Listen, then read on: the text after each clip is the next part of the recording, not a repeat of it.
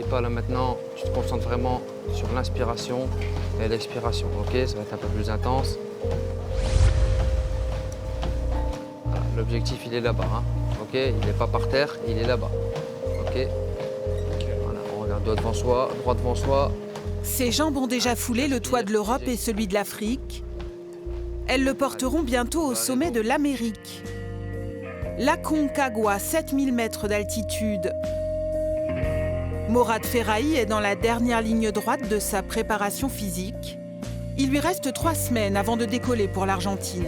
Je suis dans ma bulle, hein. Je l'entends par rapport aux consignes forcément, mais je suis là-bas. Je mets mon situation comme si j'étais vraiment sur place en train de démarrer l'ascension. Reste avec ta fréquence cardiaque. Ok. Mohamed l'accompagne depuis son premier défi, l'ascension du Mont Blanc, il y a 2 ans. Il faut vraiment qu'il ait une base assez forte pour pouvoir tenir sur la durée.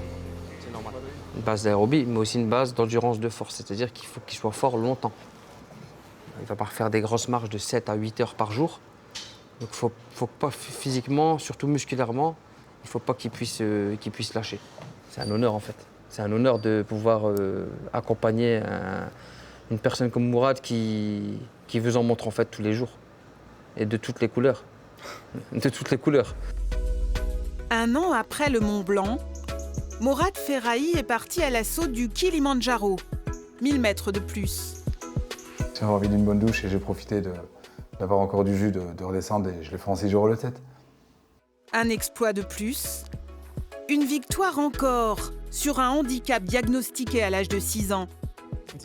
Une atrophie des tendons qui ont empêché la croissance normale de ses jambes. L'acclimatation, il faut aller jusqu'à 4006.